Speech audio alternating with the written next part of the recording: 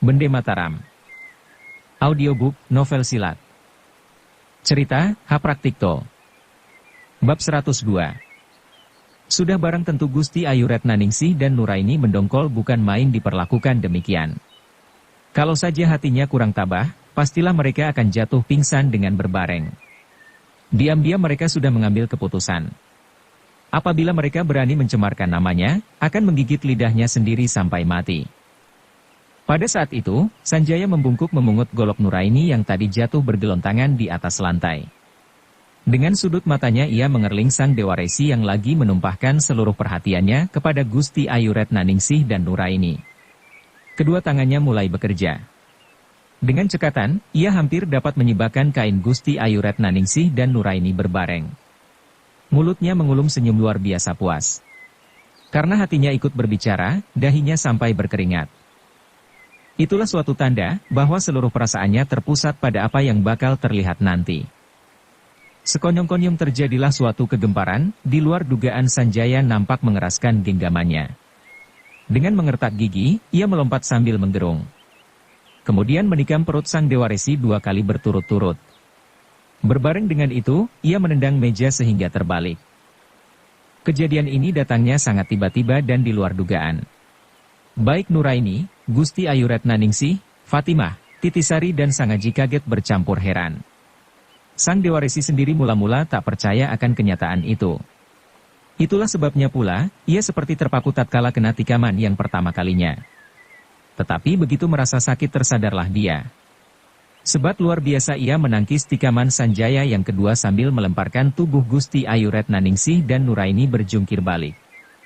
Kemudian dengan kecepatan mengagumkan, ia menimpuk Sanjaya dengan cundrik Gusti Ayu Retnaningsih yang tadi kena dirampasnya. Tetapi Sanjaya sudah bersiaga. Begitu melihat berkeredepnya cundrik, ia melompat menghindar. Kemudian menjatuhkan diri dengan bergulingan. Hatinya kecut dan ketakutan. Sama sekali tak diduganya bahwa Sang Dewa Resi masih mempunyai tenaga untuk melawan dan membalas. Tanpa berpikir panjang lagi ia menjejak tanah hendak melarikan diri. Tetapi karena hatinya terlalu takut, mendadak saja tenaganya seperti hilang. Kedua kakinya terasa menjadi lemas dan tak mau menurut perintah kemauannya. "Jahanam! Kau mau lari kemana?" gertak Sang Dewa Resi. Karena kesannya bercampur aduk luar biasa, mendadak saja ia tertawa terbahak-bahak seperti iblis. Wajahnya menyeramkan dan berubah bengis luar biasa. Dengan meminjam tenaga tangan, ia mencengkram pinggiran meja siap hendak meloncat menubruk. "Hanya satu hal aku tak mengerti," katanya. "Aku Sang Dewa Resi yang biasa hidup malang melintang tanpa tandingan, mengapa harus mampus di tanganmu? Sanjaya, apa sebab engkau membunuh aku?"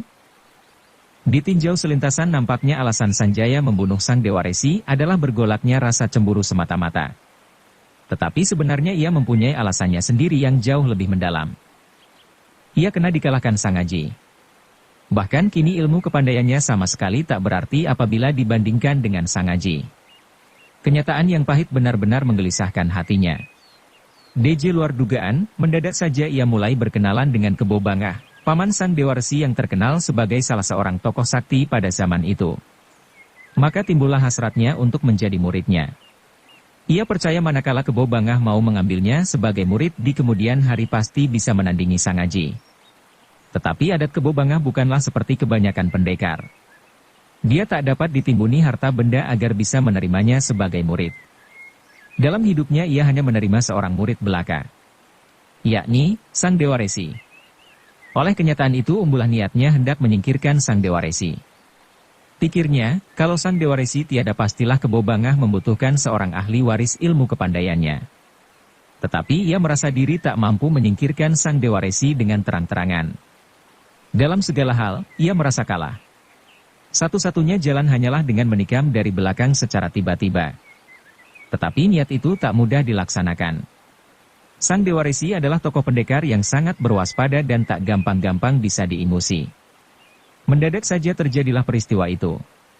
Ia melihat betapa Sang Dewa Resi terlibat dalam nafsu kebinatangannya hendak memperkosa 3 gadis dengan sekaligus yang sebenarnya bertujuan untuk menggugurkan ketenangan hati Sangaji. Begitu bernafsu dia sampai ia jadi lengah. Tahu-tahu sebatang golok menikam perutnya 2 kali berturut-turut. "Hai binatang! Mengapa engkau membunuh aku?" bentaknya lagi. Sanjaya tak menjawab. Ia berusaha menguasai diri hendak lari secepat mungkin meninggalkan benteng. Tetapi selagi tubuhnya bersiaga hendak meloncat, tiba-tiba lehernya telah kena cengkeram. Cengkeraman itu keras luar biasa bagai gaitan besi. Sanjaya kaget bukan main. Gugup ia mencoba membebaskan diri. Segenap tenaganya dikerahkan. Sekalipun demikian, ia tak berhasil. Malahan ia jatuh tersungkur dengan tak dikehendaki sendiri. "Kau tak mau berbicara?" bentak sang Dewa Resi dengan suara menggerang. Terus saja ia menindih punggung Sanjaya. "Apakah engkau akan membiarkan aku mati dengan penasaran?" Setelah berkata demikian, ia tertawa iblis. Ternyata ia masih bertenaga kuat. "Baiklah, aku akan memberi keterangan," sahut Sanjaya dengan suara putus asa. Dengan gemetaran ia menuding kepada Nuraini yang masih saja rebah tak berkutik di atas meja. Katanya kemudian, "Tahukah kau siapakah dia?" Sang Dewa Resi menoleh. Ia melihat Nuraini dan merenungi sejenak. Kemudian menegas, dia siapa?" Mendadak saja ia berbatuk-batuk. Tangannya menggigil. Ternyata darah yang meledak dari perutnya tak ubah banjir menjebol bendungan. "Dialah tunanganku," sahut Sanjaya. "2 kali engkau menghina aku. Yang pertama di lumbung desa. Dan kini, di sini. Masakan aku akan menjadi seorang penonton belaka?" "Benar," kata sang Dewa Resi. Ia tertawa perlahan melalui dada. "Marilah kita pulang ke neraka dengan berbareng." Terus saja ia mengangkat tangan hendak menetak tengkuk. Ia adalah seorang yang memiliki tenaga kuat luar biasa. Tadi ia bisa menggempur meja sampai semplak. Karena itu dapat dibayangkan betapa akibatnya apabila tengkuk Sanjaya kena kemplang. Sanjaya menutup matanya. Taulah dia, bahwa saat kematiannya akan tiba. Dalam benaknya, berkelebatlah pengalaman-pengalamannya yang lalu. Dalam detik itu terasalah suatu kesedihan mencekam ulu hatinya. Tetapi sekian lama ia menunggu, tangan sang Dewa Resi belum juga turun. Ia jadi heran dan menebak-nebak. Hati-hati ia menjenakkan mata. Pandang mata sang Dewa Resi masih tetap kejang dan wajahnya menyeringai iblis. Mulutnya kelihatan mengulum senyum maut. Tangannya terangkat setinggi kepala, namun sama sekali tak bergerak. Sanjaya meronta dan merenggutkan diri. Ternyata tenaga sang Dewa Resi tiada lagi. Dengan suara gedebruk, tubuh sang Dewa Resi terjengkang ke belakang dan jatuh tersungkur di atas lantai. Nyawanya melayang pada saat tangannya terangkat hendak menetak tengkuk. Sanjaya tercengang-cengang sampai mulutnya melongo. Inilah suatu kejadian yang jarang terjadi. Nuraini yang berada di atas meja heran pula. Tadi sewaktu mendengar kekasihnya kena dibekuk sang Dewa Resi, ingin ia meloncat memberi pertolongan. Tetapi ia tak dapat berkutik hingga hatinya mengeluh. Sebaliknya begitu menyaksikan betapa Sanjaya terlepas dari maut dengan tak terduga, ia malah jadi terlongong-longong. Dengan langkah perlahan-lahan, Sanjaya menghampiri Nuraini dan membebaskannya dari siksaan sang Dewa Resi.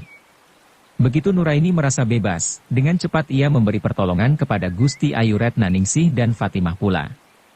Setelah itu ia menghampiri kekasihnya dan mendadak saja mereka saling memeluk. Dalam keadaan demikian, banyaklah ungkapan kata yang meraung dalam hatinya. Tetapi mulutnya tak kuasa menceraknya. Tatkala dengan tak sengaja merenungi mayat sang Dewa Resi, hati mereka bergeridik tak setahunya sendiri. Dalam pada itu, Fatimah dan Gusti Ayu Retnaningsih telah memperbaiki pakaiannya. Hati mereka masih penuh kesan peristiwa yang baru saja terlampaui. Namun begitu, mereka tak lupa menyatakan terima kasih kepada penolongnya. Mereka tahu, siapakah Sanjaya. Ternyata dia anak Pangeran Bumi Gede lawan Pangeran Ontowiryo. Meskipun demikian, mereka tetap memberi hormat sebagai penolongnya yang membinasakan sang Dewa Resi. Demikianlah, setelah membungkuk hormat, mereka berjalan dengan bergandengan tangan keluar dari benteng. Sebagai manusia yang tahu apa artinya berhutang budi, tak mau mereka menganggap Sanjaya sebagai musuhnya lagi. Itulah sebabnya, golok dan cundrik mereka dibiarkan menggeletak di atas lantai di bawah sinar obor yang berkelebat-kelebat dari dinding ke dinding. Barisan Pancawara. Titisari yang berada di atas loteng bersyukur dalam hatinya menyaksikan Sanjaya dan Nuraini dapat bertemu dan berdamai kembali dengan cara luar biasa. Sangaji pun berharap, mudah-mudahan Sanjaya berubah perangai dan pendiriannya tiada lagi sudi menjadi anak angkat Pangeran Bumi Gede. Mereka berdua saling memandang dan saling bersenyum. Kemudian pandang mereka runtuh di bawah sana. Tatkala itu, terdengarlah suara Nuraini penuh mesra. Apakah engkau akan membiarkan jenazah Sang Dewa Resi terbaring di sini? Sanjaya seperti tersadar. Cepat ia menjawab sambil menghela napas. Kita harus menguburnya. Kalau sampai ketahuan pamannya, tiada lagi tempat bagi kita dalam dunia ini. Nuraini tak berkata lagi. Dengan memungut golok Fatimah terus saja ia membantu Sanjaya menggali tanah di luar benteng.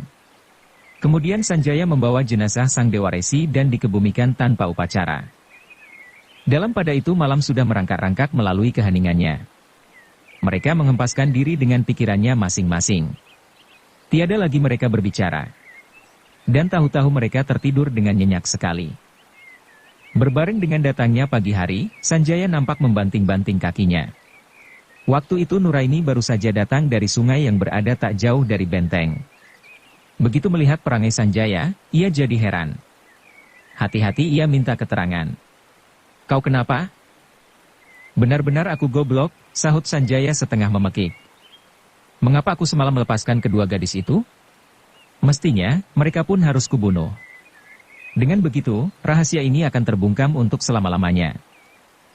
Kemana kini aku harus mencarinya? Nuraini berdiri tertegun. Berkata, mengapa engkau hendak membunuh mereka tanpa dosa? Paman Sang Dewa Resi adalah seorang pendekar sakti tiada tandingnya.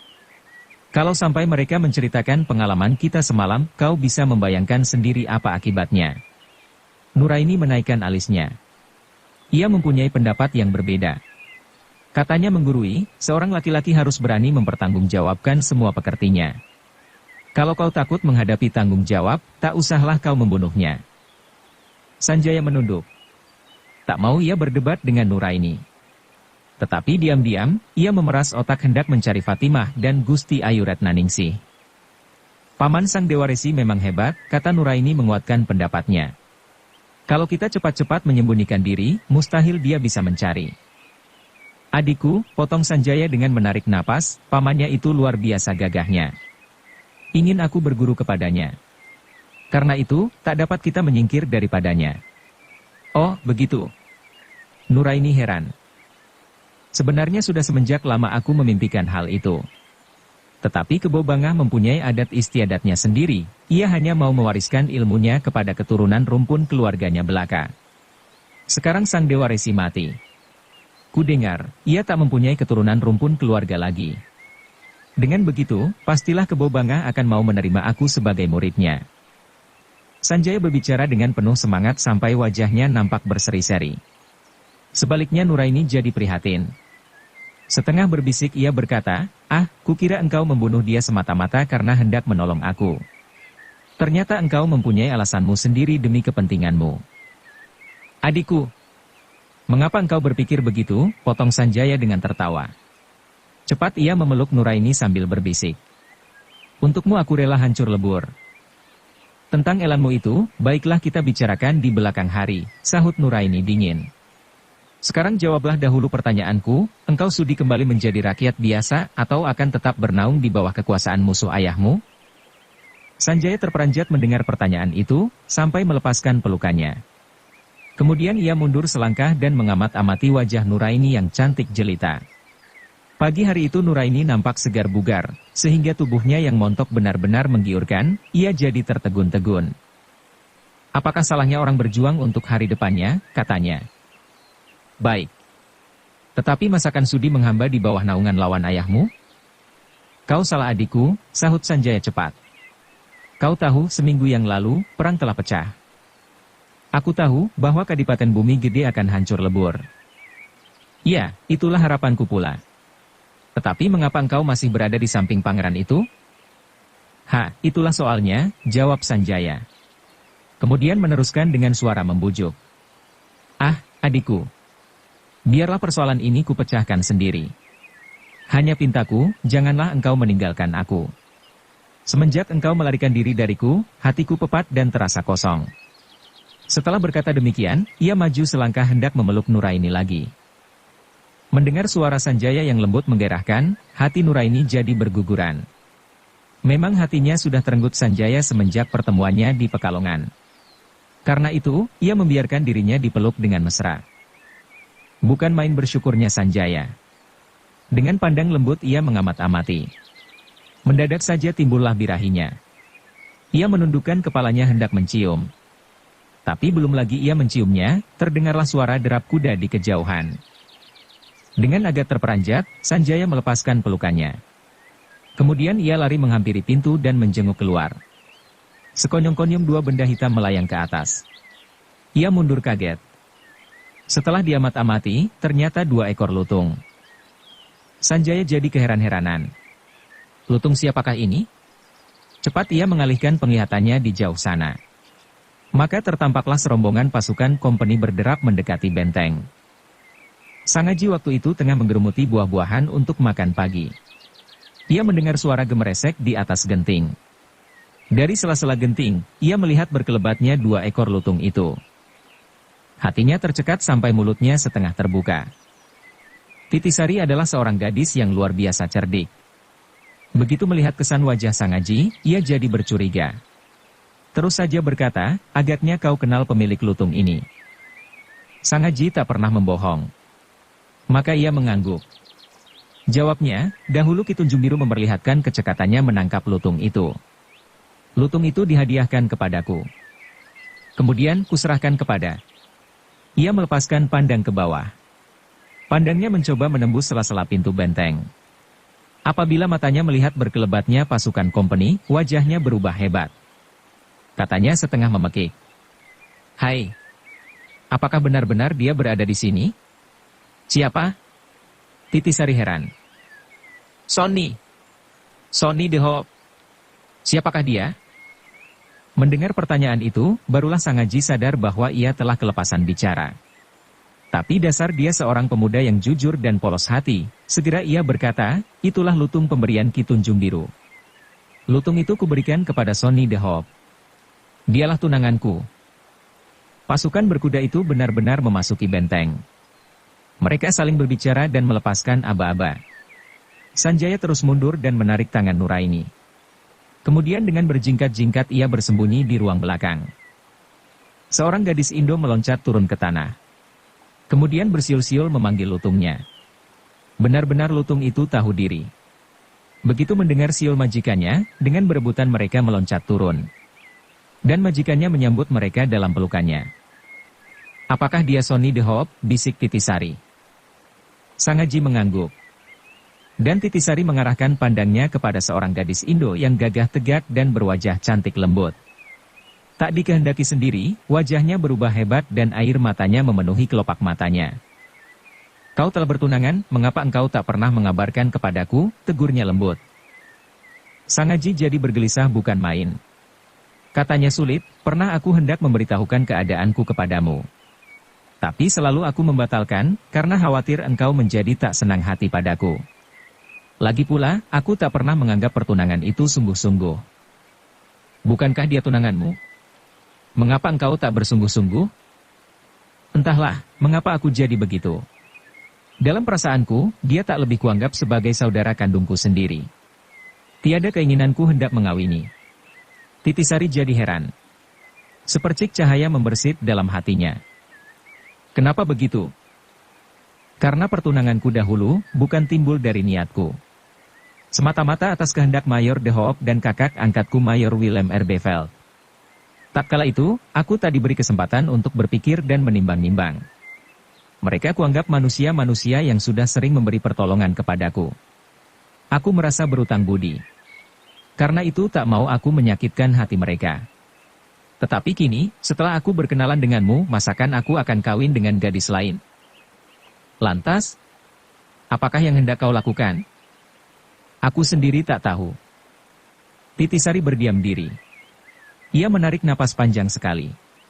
Kemudian berkata setengah berbisik, baiklah, asalkan di dalam hatimu engkau senantiasa memperlakukan aku dengan penuh cinta kasih, aku akan tetap berada di sampingmu, meskipun engkau mengawini dia. Dia berhenti sejenak. Berkata lagi, Hanya, kalau kau sudi mendengarkan, ingin kupinta kepadamu, agar kau jangan mengambil seorang istri selain aku. Sebab, hatiku pasti kurang senang akan menyaksikan seorang wanita lain selalu mengintil di belakangmu. Kalau pada suatu kali hatiku jadi panas, pedangku bisa melubangi dada perempuan itu. Dan kau pasti akan mengutuki aku dan menyesali diriku selama hidupku. Betapa aku bisa merasakan kebahagiaan hidup dalam keadaan demikian? Coba dengarkan pembicaraan mereka. Pasukan berkuda itu merumun di pekarangan, Sonny the Hawk berada di tengah-tengah mereka. Wajahnya bercahaya terang dan berseri-seri. Menurut laporan, dia berada di sekitar desa ini, kata Sonny the Hawk lembut. Seperti diketahui, gerakan Patih Danureja II dan Pangeran Bumi Gede memperoleh bantuan pihak company. Mereka datang ke Jawa Tengah untuk membantu pihak penentang Sultan Hamengkubuwono Haji dengan sendirinya. Mereka dekat dengan pihak Patih Danureja II dan Pangeran Bumi Gede, sehingga mendengar pula laporan laskar dan pendekar-pendekar undangan Pangeran Bumi Gede tentang Sangaji. Seperti diketahui, Bagas Wilatikta dan kawannya pernah berhubungan dengan Pangeran Bumi Gede dan Patih Danureja II untuk menjual pusaka keris Kiai Tunggul Manik dan Bende Mataram. Ingat-ingat, Sangaji tidak berpihak kepada siapapun, kata Sonny the Hawk kepada seorang letnan. Dengan pihak Bumi Gede ia bermusuhan. Dengan pihak Kesultanan tiada sangkut pautnya. Menurut laporan ia diduga dalam keadaan luka parah. Aku lebih senang, apabila dia bisa kita ketemukan dan kita bawa pulang ke Tangsi. Dia berhenti sejenak seolah-olah Sangaji sudah pasti akan dapat diketemukan. Matanya terus saja nampak berseri-seri dan berkata penuh semangat. Pasti dia bakal terkejut melihat kita datang dengan mendadak. Sonny the Hawk adalah anak seorang mayor. Dengan sendirinya bawahan ayahnya sangat menghormatinya. Setiap katanya diperhatikan dengan sungguh-sungguh. Hal itu gampang dimengerti apa sebabnya. Mereka tak lebih dan tak kurang adalah manusia lumrah yang mengharapkan kejatuhan rejeki dari sikap menghambanya terhadap anak majikan. Maka mereka sibuk membicarakan dan mempersoalkan. Akhirnya mereka berangkat meninggalkan benteng dengan bertebaran. Sonny the Hawk berangkat pula dengan didampingi kepala peleton, seorang sersan dan 4 prajurit. Dengan demikian, benteng kembali menjadi sunyi. Hampir berbareng Sangaji dan Titisari menghela napas, seakan-akan telah terbebas dari ancaman maut. Memang ketentraman hati mereka masing-masing hampir saja kena gempur. Perbuatan Sang Dewa Resi semalam yang mirip tingkah laku seekor binatang bukan main hebatnya.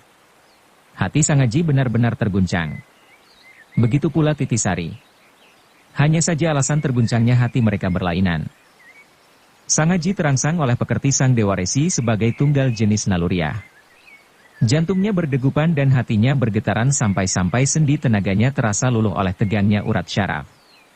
Sebaliknya, hati Titisari mendadak saja menjadi kecut bercampur rasa amarah meluap-luap tak terkekangkan. Ia menjadi gelisah dan resah luar biasa. Untung dalam kekalapannya, ia mencurigai sepak terjang Sang Dewa Resi.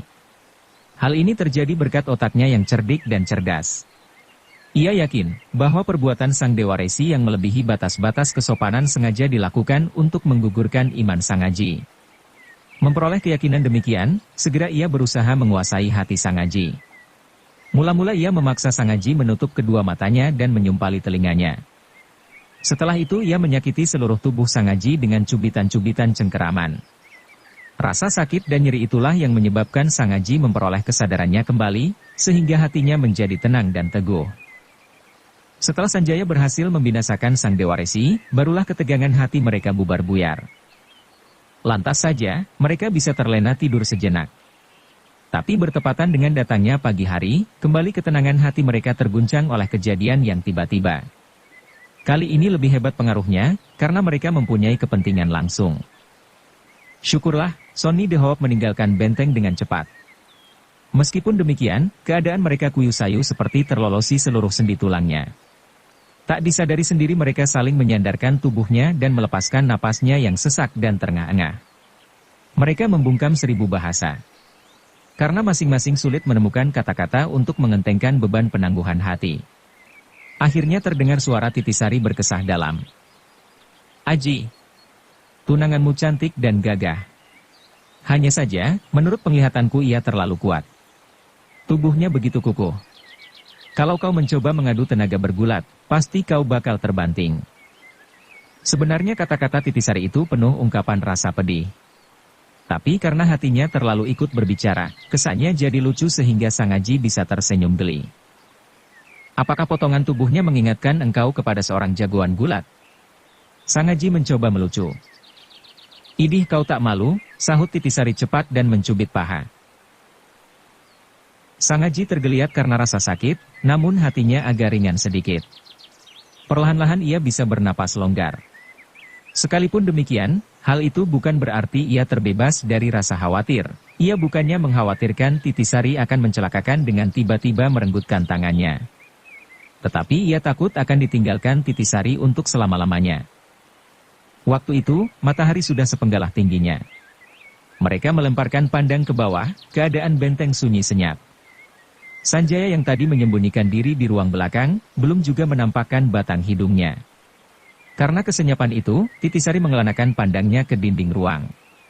Gundu matanya runtuh kepada pasu pembasuh darah Sang Aji. Kedua pusaka bende Mataram tadi direndam ke dalamnya, karena terlepot darah pula. Mendadak saja ia melihat sesuatu yang menarik hatinya. Tak terasa terloncatlah kata-katanya. Aji, lihat.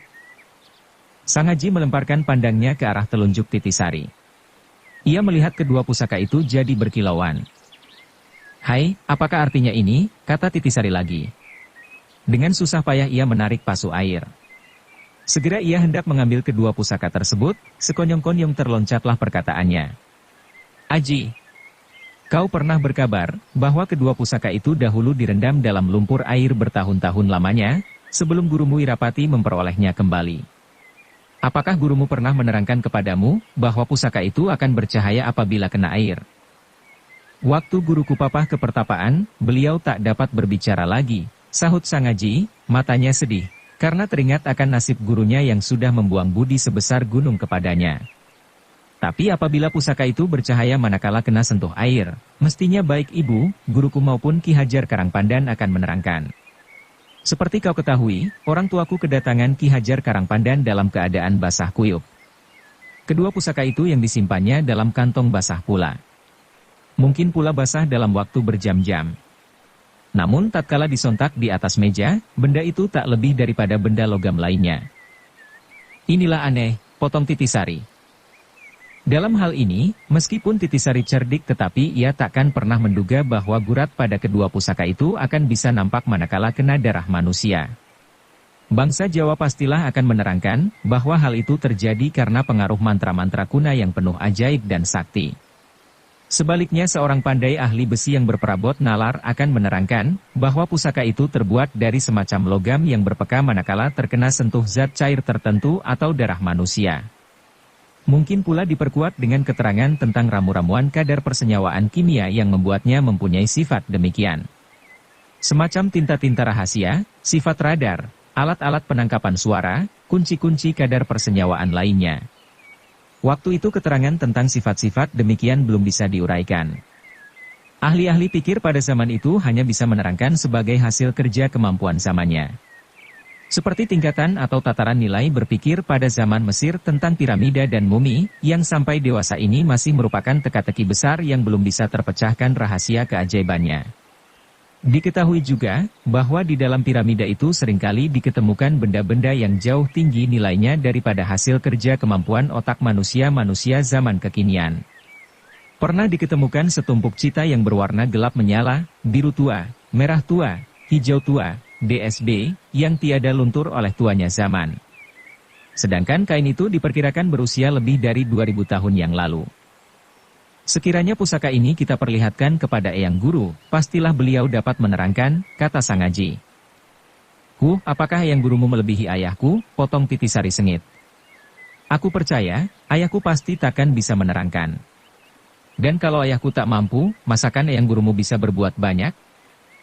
Meskipun sengit kata-kata Titisari, tetapi dalam hal ini ia benar. Sebaliknya Sang Aji yang percaya benar kepada kemampuan dan kesanggupan Eyang Gurunya, kurang senang hatinya mendengar ujar Titisari. Tetapi teringat akan kecerdasan Titisari, ia mau percaya bahwa kekasihnya itu pasti mempunyai alasan kuat. Marilah kita periksa, ia mengalihkan pembicaraan. Bersambung ke bab 103. Dukung kami dengan subscribe, follow, like, komen dan share. Terima kasih.